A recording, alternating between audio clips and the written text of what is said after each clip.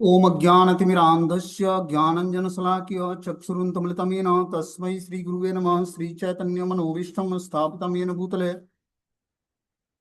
स्वयं रूप कदा मह्यं ददाति स्वपदान्तिकं वन्देऽहं श्रीगुरु श्रीयुतपदकमलं श्रीगुरून् वैष्णवाचं श्रीरूपं साग्रजातं सागणरघुनाथान्वितं तं सजीवं साद्वैतं सावधूतं परिजनसहितं कृष्णचैतन्यदेवं श्रीराधाकृष्णपादान् सागणललिता श्रीविशाखान्विताश्च नारायणं नमस्कृत्यं नरं चैव नरोत्तमं देवीं सरस्वतीं व्यासं ततो जयमुदीरयेत्। सुनोतां स्वकथा कृष्ण पुण्यश्रवणकीर्तनं हृदयन्तस्तु विभद्राणि विद्नोति सुरसतां नष्टप्रायेषु भद्रेषु नित्यं भागवत सेवया भगवती उत्तम श्लोके भक्तिर्भवति नैष्टिकी तदा रजस्तमो भावः काम लोभादयश्चेत् एतेन निरावृद्धं स्थित सद्य प्रसिद्धति एवं प्रसन्न मनसो भगवद्भक्ति योगता भगवतत्व विज्ञान मुक्त संगस्य जायते विद्यन्ते हृदय ग्रंथि छिद्यन्ते सर्वसंशयं क्षीयन्ते चास्य कर्माणि दृष्ट्वा एव आत्मनीश्वरे धर्म प्रोजितो कैटभ्यो परमो निर्मत्सराणां सतां वेद्यं वास्त्रमत्र वस्तु शिवदं तापत्रय उन्मूलनं श्रीमद्भागवतं महामुनि कृतं किमुआ परेरीश्वरं संघोरुध्यति कृतविधि सूतक्षणात् निगम कल्पतरु गलितं फलं सुखमुखाद्रविमुति संयुतं पिबत भागवतं रसमालयं मुहुर्को रसिका विभुभावक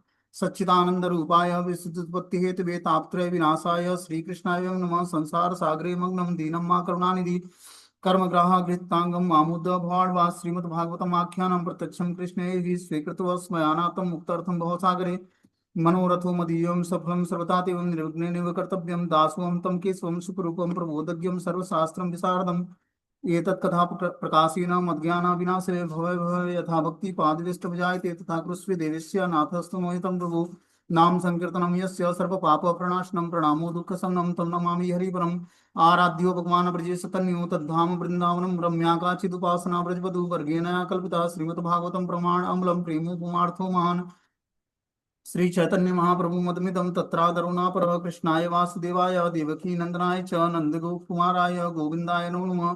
हे कृष्ण करुणा सिंधु दीनबंधु जगतपतये गोपेश गोपिका कांत राधा कांत नमस्तुते तप्त कांचन गौरांगे श्री राधे वृंदावनेश्वरी वृषभानुसुते देवी प्रणमामि हरिप्रिये वाञ्छाकल्पतरुभ्यश्च कृपा सिन्धुभ्यो च पतितानां पावनेभ्यो वैष्णवेभ्यो नमो नमः। जय श्री कृष्ण चैतन्य प्रभु नित्यानंद श्री अद्वैत गदाधर श्रीवासादि श्री गौर भक्तवृंद हरे कृष्ण कृष्ण कृष्ण हरे हरे हरे राम राम राम हरे हरे। इसमें आज हम लोग को श्रीमद् भागवतम का स्कंद संख्या 3 अध्याय संख्या 3 और श्लोक संख्या 21 नंबर पढ़ना है। बोलते इमं लोकम मुंचेव रम्यनम सुतराम यदुम रेमे क्षणदया तक्षम क्षण स्त्री क्षण सौहृदम। श्री भगवान ने इस लोक में तथा अन्य लोकों में विशेष रूप से यदुवंश की संगति में अपनी लीलाओं का आनंद लिया। रात्रि में विश्राम के समय उन्होंने अपनी पत्नियों के साथ दाम्पत्य प्रेम की मैत्री का आनंद लिया। तो ये कथा जो है उद्धव जी विदुर जी को बता रहे हैं, ठीक है ना, जिसको हम लोग सुन रहे हैं। बता रहे हैं श्री भगवान ने इस लोक में तथा अन्य लोकों में विशेष रूप से यदुवंश की संगति में अपनी लीलाओं का आनंद लिया। भगवान यदुवंश में प्रकट हुए, यदुकुल में, ठीक है ना, भगवान के वंश यदुकुल कहलाता था। तो भगवान यदुकुल में प्रकट होकर उन यदुवंशियों की संगति में लीलाओं का आनंद लिया। ये यदुवंशी कौन थे? ये सब भगवान के प्रियजन थे, भगवान के धाम से आए हुए थे, कुछ देवलोक से आए थे, कुछ ऋषि महात्मा यदुकुल में प्रकट हुए थे। कुछ गोप ग्वाल के रूप में, ग्वालिनियों के रूप में, अलग अलग जो है मुनि महात्मा ऋषि जो थे राम अवतार में और अलग अलग भगवान के अवतारों में, सब यदुवंश में प्रकट हुए थे। और कुछ देवलोक की कन्याएं थी, कुछ देवता भी प्रकट हुए थे उस लीलाओं में पार्टिसिपेट करने के लिए। तो भगवान यदुवंश की संगति में अपनी लीलाओं का आनंद लेते हैं। बता रहे रात्रि में विश्राम के समय उन्होंने अपनी पत्नियों के साथ दाम्पत्य प्रेम की मैत्री का आनंद लिया। भगवान ने नरकासुर के आतंक से 16,000 राजकुमारियों को छुड़ाया, जैसा कि हम लोगों ने पिछले लीलाओं में सुना है। और फिर 16,000 रानियों से विवाह करते हैं भगवान। पहले उनकी 108 रानियां थी, फिर 16,000 और जुड़ गई। और भगवान 16,108 रानियों के साथ सबके साथ एक समय उपस्थित रहते थे। 16,108 महलों में सबके लिए एक एक महल तैयार किया द्वारका में, और सबके साथ सशरीर 16,108 भागों में अपना विस्तार करके और समस्त रानियों के साथ उपस्थित रहते थे। बता रहे हैं कि अपनी यदुवंश की संगति में अपनी लीलाओं का आनंद लिया और रात्रि में विश्राम के समय उन्होंने अपनी पत्नियों के साथ दाम्पत्य प्रेम की मैत्री का आनंद लिया। तो जिसकी 16,108 रानियों हो, 16,108 रानियों का के साथ रात्रि में भगवान दाम्पत्य प्रेम, जो स्त्री पुरुष का प्रेम होता है, उस तरह का प्रेम का आनंद लिया भगवान। अब सोचो भगवान की भगवत्ता क्या है, इसी तरह से व्यक्ति जान सकता है कि कृष्ण भगवान है। 16,108 भागों में अपना विस्तार कर लिया भगवान ने, और सभी जो राजकुमारियां थी और जो रानियां थी भगवान की, उनके साथ सबके साथ भगवान ने लीलाएं संपन्न की। होते हैं श्री भगवान ने अपने शुद्ध भक्तों के साथ इस दिव्य जगत में आनंद का भोग किया। यद्यपि वे श्री भगवान हैं और समस्त भौतिक आसक्तियों से परे हैं, फिर भी उन्होंने पृथ्वी पर अपने शुद्ध भक्तों के प्रति अत्यधिक अनुरक्ति प्रदर्शित की, और उन देवताओं के प्रति भी अत्यधिक अनुरक्ति प्रदर्शित की जो समस्त भौतिक कार्यकलापों की व्यवस्था में शक्ति प्रदर्शित निर्देशों की भांति स्वर्ग में उनकी सेवा में लगे रहते हैं। तो बता रहे हैं कि भगवान इस भौतिक जगत में शुद्ध भक्तों के साथ आनंद का भोग करते हैं। जो भगवान के शुद्ध भक्त हैं, शुद्ध भक्त कौन होते हैं? जो अन्य अभिलाषाओं से शून्य हो गए हैं, ज्ञान और कर्मों से निवृत्त हो गए हैं, और भगवान की बस मात्र एक ही इच्छा है कि भगवान अब आप हमें अपनी प्रेममय सेवा प्रदान करें। ठीक है ना?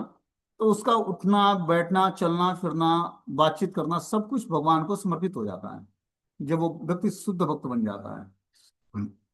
मतलब अन्य अभिलाषाओं से शून्य हो गया। अन्य अभिलाषाएं कौन सी हैं? जो हमारे अंदर भौतिक इच्छाएं हैं, भौतिक भोग की इच्छाएं हैं, उस इच्छाओं को जब हम छोड़ देंगे तो हम भी धीरे धीरे भगवान के शुद्ध भक्त बन जाएंगे। ठीक है ना? शुद्ध भक्त बनने का क्वालिफिकेशन क्या है? कि हम भौतिक इच्छाओं से मुक्त होकर हम अपनी इच्छाओं को आध्यात्मिक कर लें। ये कैसे होगा? प्रैक्टिकली जब हम हर कार्य भगवान की सेवा के लिए करेंगे। परिवार का पालन पोषण, जॉब, बिजनेस, हर कार्य भगवान की सेवा किस तरह बनेगी? जब हम अपने कॉन्शियसनेस को भगवान में स्थिर करेंगे। वो कैसे होगा? जब हम सुबह उठकर भगवान का मंत्र मेडिटेशन करेंगे। अपना जो कीमती टाइम है, सूर्योदय होने से पहले 1 घंटा 36 मिनट पहले उठ जाएं, सूर्योदय होने से पहले, और क्या करें? स्नान करके और महामंत्र का जाप करें, मंगला आरती करें भगवान की। तब आपका धीरे धीरे जो कॉन्शियसनेस पूरे दिन कृष्ण भावना भावित रहेगा। और इस तरह से प्रैक्टिकली हम अपने मन बुद्धि को भगवान में एकाग्र करेंगे, हमारा पूरा जीवन पवित्र हो जाएगा। क्योंकि मनुष्य जीवन इसीलिए मिला है कि अपने जीवन को पवित्र करना है। देखो, हम कथा बहुत सारी सुन लेंगे, लेकिन जो प्रैक्टिकल केस स्टडी बुक है श्रीमद् भागवतम, इसको समझना बहुत ही आवश्यक।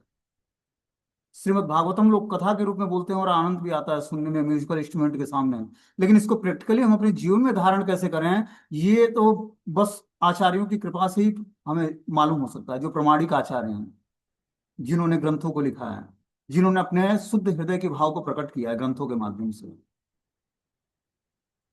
तो हमें उस आचार्यों का ऋणी होकर उनके कुछ सेवाएं करनी चाहिए। क्या? उनके आदेश का एज इट पालन करना चाहिए। तब हम उनकी सेवा कर पाएंगे, उनको प्रसन्न कर पाएंगे। तो हमें आचार्यों की कृपा से ये ऐसा श्रीमद् भागवतम ग्रंथ मिला है, इसको हम पढ़ के अपने जब प्रैक्टिकली जीवन में धारण करेंगे। चलो हम कथाएं सुनते हैं, प्रहलाद महाराज का, ध्रुव महाराज का, अम्बरीश महाराज का, और भी बहुत सारी श्रीमद् भागवतम में बहुत सारे कैरेक्टर हैं, भगवान के अलग अलग अवतार हैं, 24 अवतार। और कथावाचक लोग बहुत ही इंटरेस्टिंग तरीके से कथा भी करते हैं, अच्छा भी लगता है सुनने में। लेकिन कथा समाप्त होती है, उसके बाद हमने क्या गेन किया ये पता नहीं लगता है, कि हमारे जीवन के लिए क्या इंपॉर्टेंट रहा। कथा में मजा तो बहुत आया, इंटरेस्टिंग उन्होंने कथा भी सुनाया और कुछ अलग अलग चीजें भी बताई, लेकिन हमारे प्रैक्टिकली जीवन में श्रीमद् भागवतम जो केस स्टडी बुक है, इसको हम अपने जीवन में धारण कैसे करें, ये जब हम पढ़ेंगे सुनेंगे समझेंगे गुरु परंपरा आचार्य परंपरा से आ रहे प्रमाणिक स्रोत से। तो मेरे अंदर तो वो प्रामाणिकता नहीं है, लेकिन हमारे गुरु ने हमें योग्यता, उनकी कृपा से योग्यता आती है कि मैं कुछ बोल पा रहा हूँ इस ग्रंथ को। समझे बात? नहीं तो श्रीमद् भागवतम हम जैसे तुच्छ जीवों के लिए तो है ही नहीं, और खासकर इसका गुणगान करना तो हमारे बद्ध जीवों के बस का नहीं है। ये तो मुक्त जीव जो परमहंस अवस्था को प्राप्त हैं, उनके लिए यह अवस्था होती है, ये शास्त्र पढ़ने योग्य होती है। श्रीमद् भागवतम परमहंस संहिता है। परमहंस मतलब हंस वो होता है जो दूध में से पानी पानी मिश्रित दूध में से दूध को तो पी लेता है और जल को छोड़ देता है। ऐसा ऐसा भी एक हंस होता है। जिस दूध में जल मिला हो उसमें से जल छोड़ देगा और दूध पी लेगा, ऐसा भी हंस होता है। तो ऐसे परमहंस जो भगवान की भक्ति करते हुए इस भौतिक संसार में रहते हुए, भौतिक संसार से सब कुछ लेते हुए और पूर्ण रूपेण भगवान के श्री चरणों में अपनी मति को जो स्थिर करता है, उसके लिए ग्रंथ है श्रीमद् भागवतम। न तो हम लोग के पास सुनने की योग्यता है, न मुझे मेरे पास बोलने की योग्यता है, मैं आपको क्लियर बताऊं तो। ये बस योग्यता किसने दिया है? हम लोग के आचार्यों ने, गुरुजनों ने। तो हम लोग गुरुजनों को आभार व्यक्त करना चाहिए और उनको प्रणाम करके उनसे कृपा की याचना करनी चाहिए कि श्रीमद् भागवतम जो अमल पुराण है वो हमारे हृदय में धीरे धीरे प्रकाशित हो, ताकि हमारा जीवन उस हिसाब से, मैं अपने जीवन को श्रीमद् भागवतम के हिसाब से ढाल सकूं और समस्त पाप कर्मों से निवृत्त हो सकूं। इसीलिए ये ग्रंथ लिखा गया है। बोलते हैं श्रीमद् भागवतम ने श्री भगवान ने अपने शुद्ध भक्तों के साथ इस जगत में आनंद का भोग किया। यद्यपि वे श्री भगवान हैं और समस्त भौतिक आसक्तियों से परे हैं, फिर भी उन्होंने पृथ्वी पर अपने शुद्ध भक्तों के प्रति अत्यधिक अनुरक्ति प्रदर्शित की तथा उन देवताओं के प्रति भी अत्यधिक अनुरक्ति प्रदर्शित की। तो भगवान शुद्ध भक्तों के प्रति अपनी अनुरक्ति प्रदर्शित करते हैं और उनके साथ ही वो क्या करते हैं, लीलाओं का आनंद लेते हैं, आनंद का भोग करते हैं। भगवान को भी आनंद भोगने के लिए भक्तों की आवश्यकता है। भक्तों को ही आनंद भोगने के लिए भक्त की आवश्यकता नहीं है, भगवान को भी भक्तों की आवश्यकता है। मान लो मंदिर में श्री विग्रह का स्थापित हो गए हैं, भोग आरती सब हो रही है, लेकिन भक्त नहीं है तो भगवान प्रसन्न नहीं होंगे। इसीलिए भक्तों का होना आवश्यक है। कैसे भक्तों का? प्रेमी भक्तों का, जो भगवान के शुद्ध भक्त हैं। तो शुद्ध भक्त हम सबको बनना है, और बनेंगे कैसे? जब हम आचार्यों के द्वारा बताए हुए रास्ते पर चलने का प्रयास करेंगे। क्योंकि अनेक जन्मों से भोग भोगते भोगते जीवात्मा किसी आचार्य वैष्णव की कृपा होती है, तब वो जानना शुरू करता है कि कृष्ण कौन है और मैं कौन हूं और मेरा संबंध क्या है उनसे। ये यूं ही स्वीकृति नहीं मिलती है व्यक्ति को। ये तो जब किसी गुरु वैष्णव आचार्य की कृपा होती है हम पर, तब जाकर वो जान पाता है कि मुझे भी कृष्ण भजन करना है। बताया गया, करोड़ों वर्ष व्यक्ति गंगा नहाकर, दान देकर, तपस्याएं करके, अलग अलग तीर्थों का भ्रमण करके, अनेक पुण्य कर्म करने के बाद भी, तुलसी सेवा, वैष्णव सेवा, गाय सेवा, ब्राह्मण सेवा, उसके बाद भी नाम जप में रुचि जागृत नहीं होती है। आप हो सकता है कि जो है धाम यात्रा कर लो, भक्तों को प्रसाद खिला लो, कथा कीर्तन कर लो, लेकिन बैठकर नाम जप करना हो, ये बहुत ही टफ काम है। इसके लिए हमें स्पेशल स्वीकृति चाहिए। ऐसी तपस्या, दान और यज्ञ जो भगवत भक्ति में हमें अनुकूलता दिलाए, ऐसी तपस्या और यज्ञ दान जब हम पूरे जीवन पर मेंटेन करेंगे अपने पारिवारिक जीवन में, तब जाकर हम नाम भजन की हमारे अंदर योग्यता आएगी। बिना नाम जप किए हुए, बिना हरिनाम संकीर्तन किए हुए जीवात्मा का कल्याण नहीं है कलयुग में। तो हमें कल्याण अपना चाहिए तो क्या करना पड़ेगा? हरि नाम संकीर्तन करना पड़ेगा, महामंत्र का जाप करना पड़ेगा। और जिस भी आचार्य का कोटेशंस देखो, उसमें बस वो क्या करते हैं, हरि नाम को ही मोर इंपॉर्टेंट बताते हैं डिवोशनल सर्विस के लिए। चाहे अपने गुरु परंपरा के किसी भी आचार्य को देखो, क्या नाम संकीर्तन ही कलयुग का महान धन है। तो इस धन को हमें प्राप्त करने के लिए अपनी मति को बार बार नाम जप में लगाना पड़ेगा, संकीर्तन में लगाना पड़ेगा, तभी हम जीवों का कल्याण हो पाएगा। बाकी सब सेवाएं सेकेंडरी हैं, कथा सुनना या फिर भगवान के सब विग्रहों की सेवा करना, भोग बनाना, आरती करना, जो भी है वो सब अच्छा लगता है, इंटरेस्टिंग है। लेकिन नाम जप में इंटरेस्ट जागृत करना, शास्त्रों को गंभीरता से पढ़ना, ये कला आप सीख लोगे तो बहुत जल्दी भक्ति में प्रोग्रेस होगा।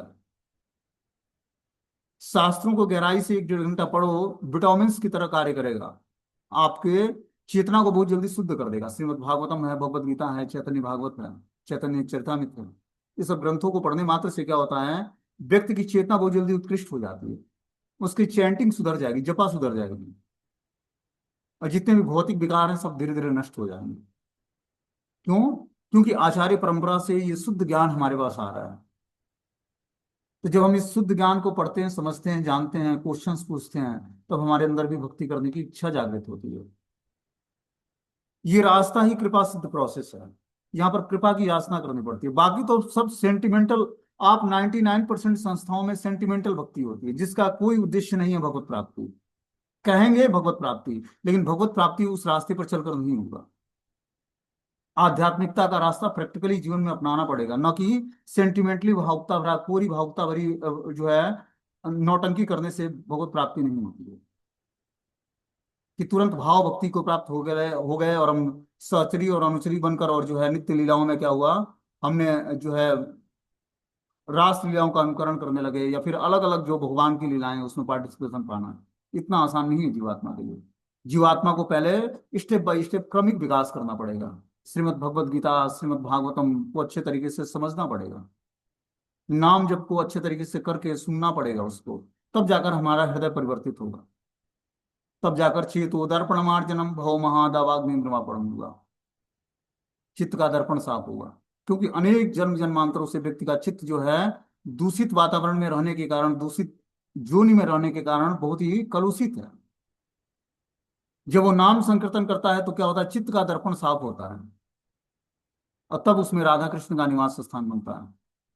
भव महादावाग्नि निवापणम, सारी भौतिक इच्छाएं शमित हो जाती हैं। बस एक बार आप रोड पर कुछ पैसे लेकर निकल जाओ, इतनी भौतिक इच्छाएं आपके अंदर जागृत हो जाएंगी। पैसे हैं तो मार्केटिंग, पूरा मार्केट ही घर लाने की इच्छा हो जाएगी। ऐसी भौतिक इच्छाओं का तीव्र वेग शरीर में है। जैसे एज एग्जाम्पल मान लो कि व्यक्ति एक कपड़े की दुकान पे जाता है कपड़ा खरीदने के लिए, वो दिखाने लगता है, आपको रेट ना बताए वो तो आप और दिखाओ और दिखाओ और देखते जाओगे, इससे कुछ बढ़िया दिखाइए, इससे कुछ बढ़िया दिखाइए।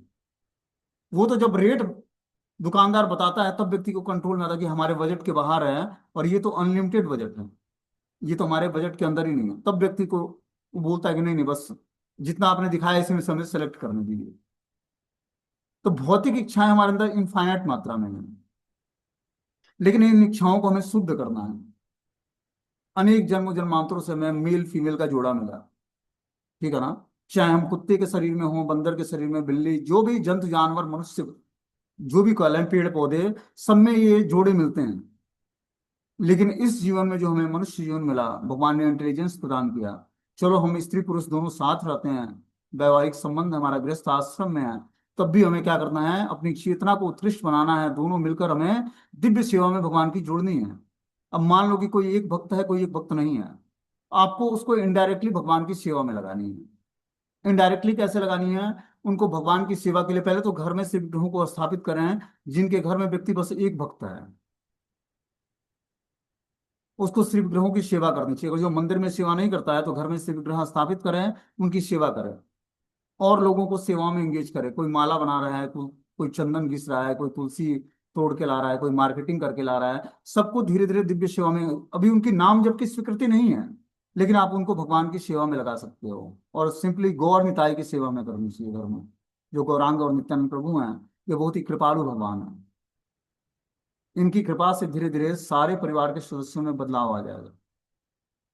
जो थोड़ा सा अपनी चेतना को उत्कृष्ट बना लिए हैं, वो जगन्नाथ बलदेव सुभद्रा महारानी की सेवा कर सकते हैं, जो साक्षात कृष्ण और बलराम हैं। जो ब्रज भक्ति को प्राप्त कर लिए हैं, और राधा कृष्ण की सेवा कर सकते हैं, क्योंकि राधा कृष्ण की सेवा तो ब्रज भक्ति में, भाव में होती है। उनको ज्यादा ऐश्वर्य नहीं चाहिए, आपका 56 भोग नहीं चाहिए।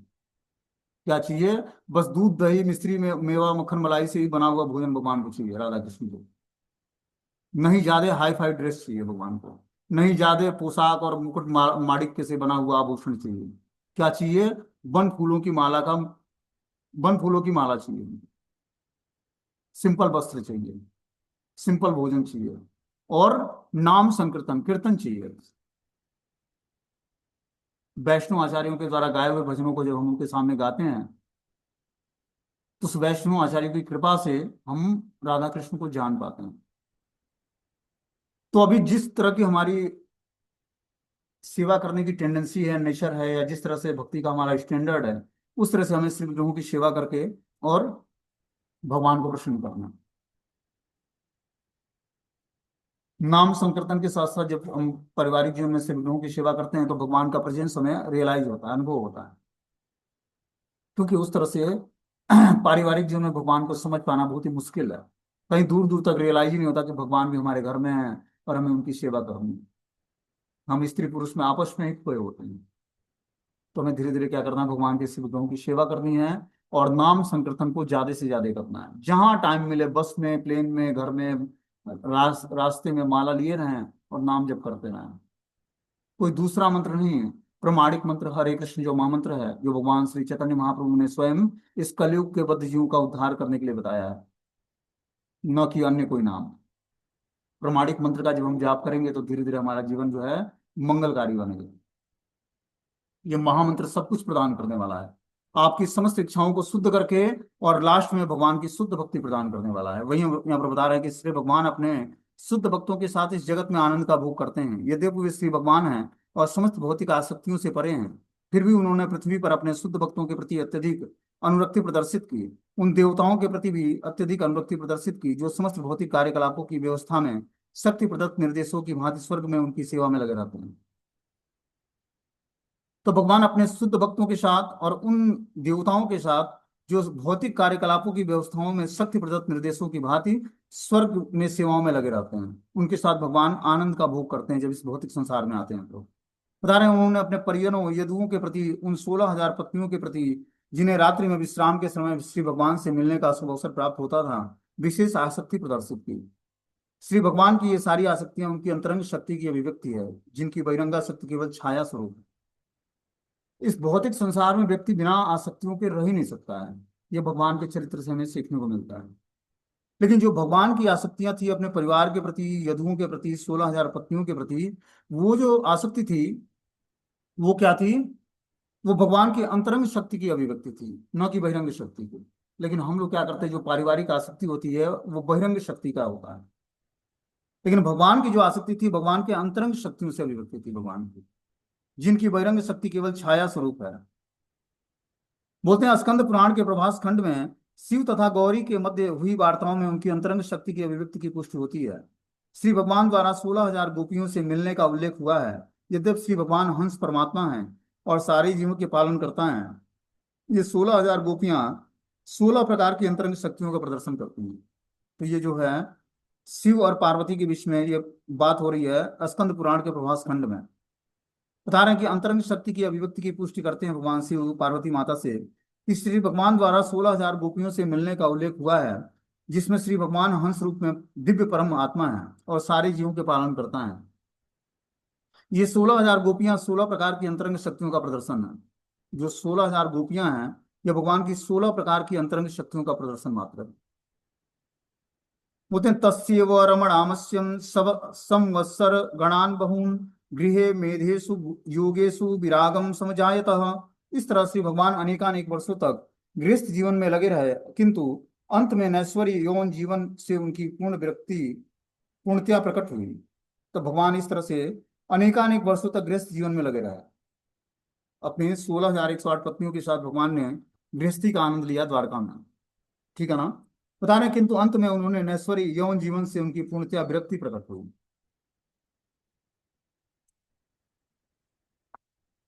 यद्यपि श्री भगवान कभी भी किसी प्रकार के भौतिक यौन जीवन में लिप्त नहीं होते।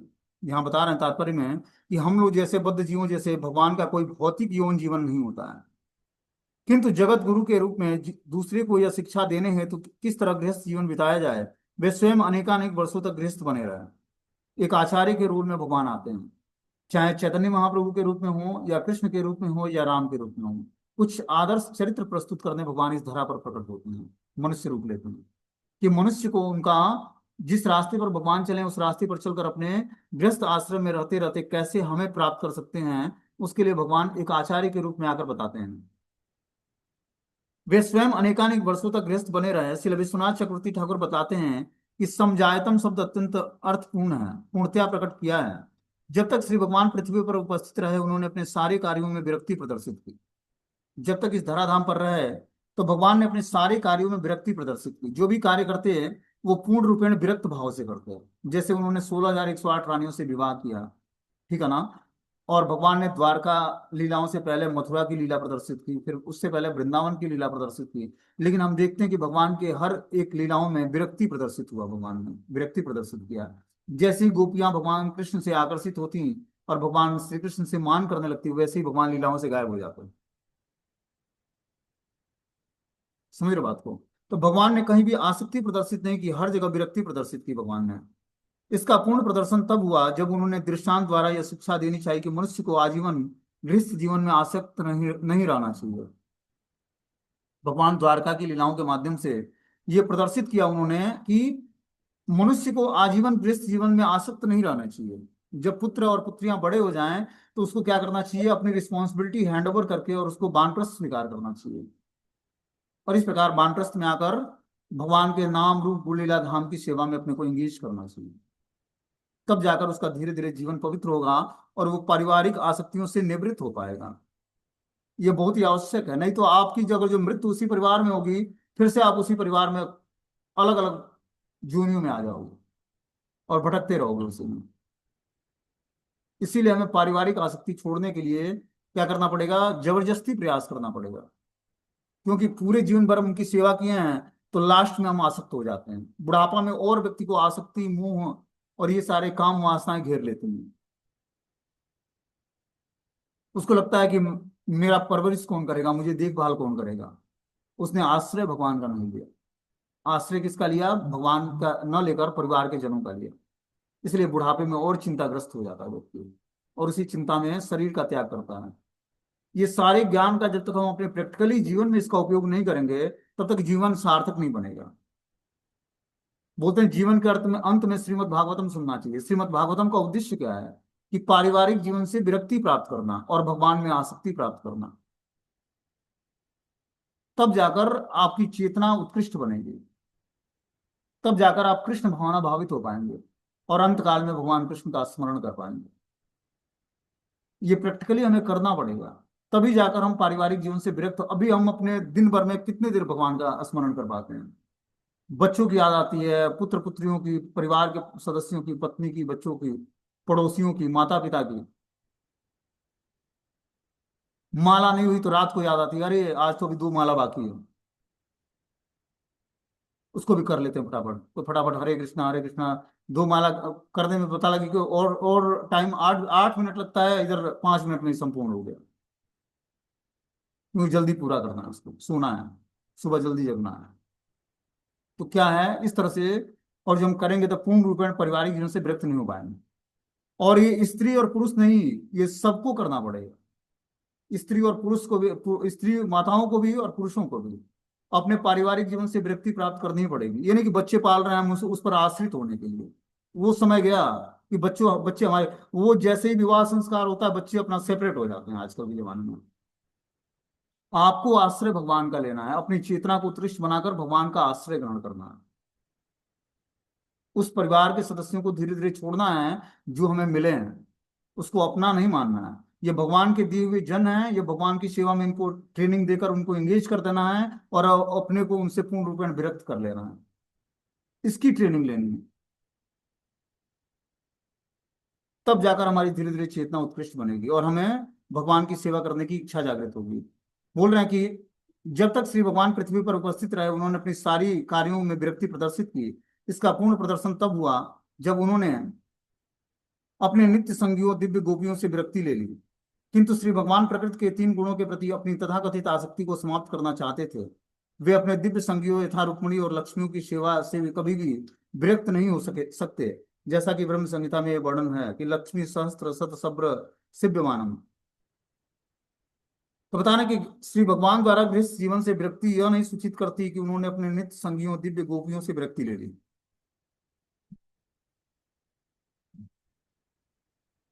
भगवान ने जो दिव्य गोपियां थी और नित्य संज्ञा थी, उनसे विरक्ति भगवान ने नहीं लिया।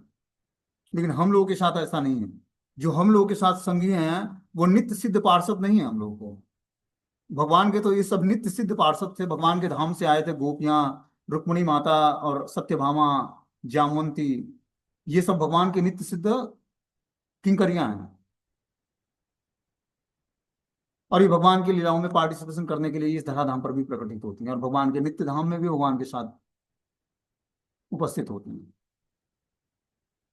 लेकिन हम लोगों के साथ ऐसा नहीं है। हम लोगों को जो पति पत्नी या बच्चे मिले या माता पिता मिले, बस वो शरीर छोड़ने के बाद ही वो कहाँ और हम कहाँ, कुछ दूर दूर तक कहीं मिलना नहीं है।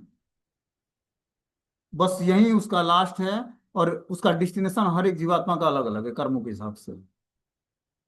तो इसलिए हमें परिवार के सदस्यों से आसक्ति नहीं पालनी कि हमारा बच्चा है, हमारे पति हैं, हमारी पत्नी है। ये सब चीजें ड्रामा की तरह है। जैसे सीरियल में बताता ना कि इस धारावाहिक के सभी पात्र और घटनाएं काल्पनिक है, इसका वास्तविक जीवन से कुछ लेना देना नहीं है। तो अपने जीवन की जो घटनाएं हैं, इसका वास्तविक जीवन से कुछ लेना देना नहीं है। वास्तविक जीवन तो हमारा आध्यात्मिक जीवन है। इसके पात्र और घटनाएं जो हैं कर्मों के हिसाब से मिले हैं। इसका वास्तविक जीवन से सचमुच कुछ लेना देना नहीं है। वो सीरियल में जो ये लाइन बोलता है, वो अपने वास्तविक जीवन के लिए समझना में बहुत आवश्यक है। जब सीरियल शुरू होगा तो यही पहला हेडलाइंस बोलते हैं कि इस धारावाहिक के सारे पात्र और घटनाएं काल्पनिक हैं, इसका वास्तविक जीवन से कुछ लेना देना नहीं है। लेकिन अपने जीवन की जो घटनाएं हो रही हैं, ये घटनाएं हमारे कर्मों पर आधारित है, इसका हमारे वास्तविक जीवन से कुछ लेना देना नहीं है। वास्तविक जीवन तो भगवान की भक्ति करके हमें प्राप्त होगी। तो हमें क्या करना पड़ेगा, इसको समझना पड़ेगा। बोलते हैं वे अपने दिव्य संगियों यथा रुक्मिणी और लक्ष्मी की सेवा से कभी विरक्ति नहीं लेते हैं। जैसा कि ब्रह्म संहिता में वर्णन हुआ कि लक्ष्मी सहस्त्र शत सब्र सिद्ध मानम, ये अनेकों लक्ष्मियां भगवान की सेवा में लगी होती हैं।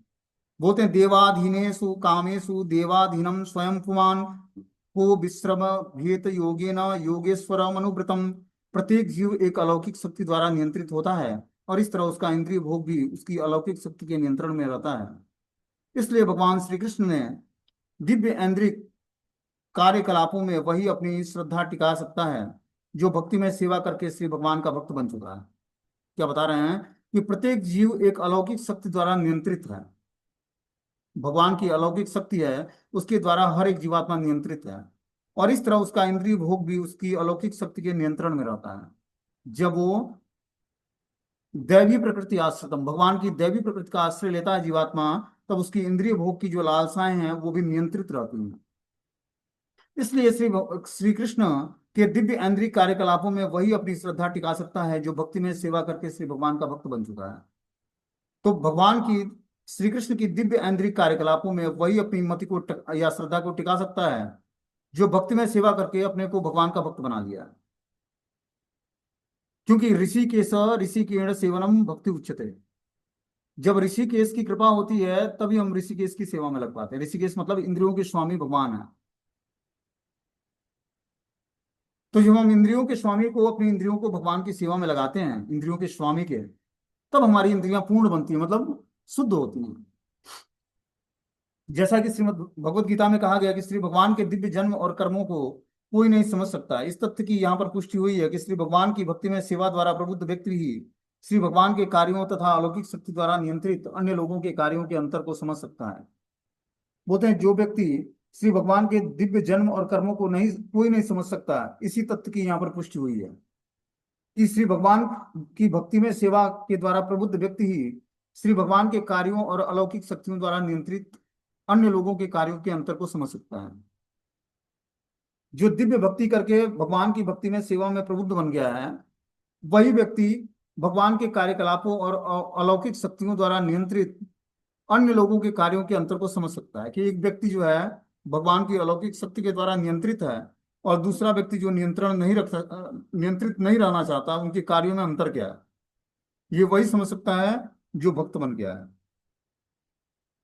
बोलते हैं इस भौतिक ब्रह्मांड में दृष्टिगत समस्त पशु, मनुष्य और देवताओं का इंद्रिय भोग विलास एक अलौकिक शक्ति द्वारा नियंत्रित होता है जो प्रकृति की दैवी माया कहलाती है। जो भी इस भौतिक संसार में जंतु, जानवर, पशु, पक्षी, मनुष्य हैं, सब जो है कंट्रोल के द्वारा, प्रकृति के द्वारा कंट्रोल है, जो देवी दैवी माया है भगवान की। कोई भी व्यक्ति इंद्रिय भोग विलास प्राप्त करने में स्वतंत्र नहीं है। इस भौतिक जगत में हर व्यक्ति इंद्रिय भोग विलास के पीछे पड़ा रहता है। ऐसे लोग जो स्वयं ही अलौकिक शक्ति के नियंत्रण में होते हैं, वे इस पर विश्वास नहीं कर सकते। इंद्रिय भोग विलास के मामले में श्री भगवान श्री कृष्ण अपने से परे किसी अन्य नियंत्रण के अधीन नहीं होते। वे यह समझ ही नहीं पाते कि श्री भगवान की इंद्रियां दिव्य हैं। ब्रह्म संहिता में श्री भगवान की इंद्रियों को सर्वशक्तिमान बताया गया है, अर्थात वे किसी भी एक इंद्रिय से अन्य इंद्रियों के कार्य संपन्न कर सकते हैं। अंगानि यस्य सकलेन्द्रिय विनतिमन्ति पश्यन्ति पान्ति कलयन्ति चिरम जगन्ति आनंद चिन्मय सदुजल विग्रहस्य गोविंदादि पुरुषम तमहम भजामि। भगवान की एक इंद्रिया दूसरी इंद्रियों का कार्य करती है। भगवान नेत्र से भोजन कर सकते हैं, कानों से खा सकते हैं, मुंह से जो है देख सकते हैं, मतलब भगवान की एक इंद्रिया दूसरे, क्योंकि इंद्रियां पूर्ण है उनकी। हम लोग की इंद्रियां अपूर्ण है। नेत्र से हम देख ही सकते हैं, मुंह से भोजन ही कर सकते हैं, कान से बस सुन सकते हैं, लेकिन भगवान के साथ ऐसा नहीं है। भगवान की एक इंद्रियां दूसरे इंद्रियों का कार्य कर सकती है, क्योंकि भगवान की इंद्रियां पूर्ण है। वहीं यहाँ पर बताया जा रहा है कि ब्रह्म संहिता में श्री भगवान की इंद्रियों को की सर्वशक्तिमत्ता को बताया गया है, अर्थात वे किसी भी एक इंद्रिय से अन्य इंद्रियों के कार्य संपन्न कर सकते हैं। जिनकी इंद्रियां सीमित हैं उसे विश्वास ही नहीं होगा कि भगवान अपनी श्रवण की दिव्य शक्ति से भोजन कर सकते हैं, कान की शक्तियों से भगवान भोजन स्वीकार कर सकते हैं, देखने से संभोग कर सकते हैं। नियंत्रित जीव अपने बद्ध जीवन में ऐसी इंद्रिय कार्यों के विषय में स्वप्न तक नहीं देख सकता है, किंतु भक्तियों के कार्यों को वह यह समझ सकता है कि श्री भगवान तथा उनके कार्य सदैव दिव्य होते हैं। श्री भगवान ने भगवत गीता में 18वें अध्याय के 55वें श्लोक में बोला है कि भक्त्या माम अभिजानाति यावन यह चास्मि तत्वतः। यदि कोई व्यक्ति श्री भगवान का शुद्ध भक्त नहीं है तो वो भगवान के कार्यों को एक अंश को भी नहीं जान सकता है। भगवान के दिव्य कार्यकलापों को समझने के लिए पहले हमें क्या करना पड़ेगा, भगवान की शुद्ध भक्ति को अडॉप्ट करना पड़ेगा। तभी हम भगवान के जन्म कर्म के दिव्य प्रकृति को जान पाएंगे। और जब हम कर्म के दिव्य प्रकृति को जानेंगे तभी हम तत्वादेह पुनर्जन्म नैति मामिति सुअर्जुन, फिर जाकर हम जब शरीर का त्याग करेंगे तो इस भौतिक संसार में नहीं मिलेंगे। कहाँ जाएंगे, भगवान के दिव्य धाम को चले जाएंगे। तो भगवान के जन्म कर्म को समझने मात्र से क्या होता है, जीवात्मा आध्यात्मिक संसार में डिलीवर हो जाता है। इस प्रकार हमें क्या करना है, भगवान की जन्म और कर्म की दिव्य प्रकृति को सीखने के लिए क्या करना पड़ेगा, भगवान की भक्ति करनी पड़ेगी। जब हम दिव्य रूप से भगवान की भक्ति करेंगे तो धीरे धीरे हम जन्म कर्म की भगवान की दिव्य प्रकृति को समझ पाएंगे और फिर मृत्यु उपरांत भगवान के धाम को प्राप्त करेंगे। ठीक है, हरे कृष्ण। अगला 24वां श्लोक है, इसको हम लोग कल पढ़ेंगे।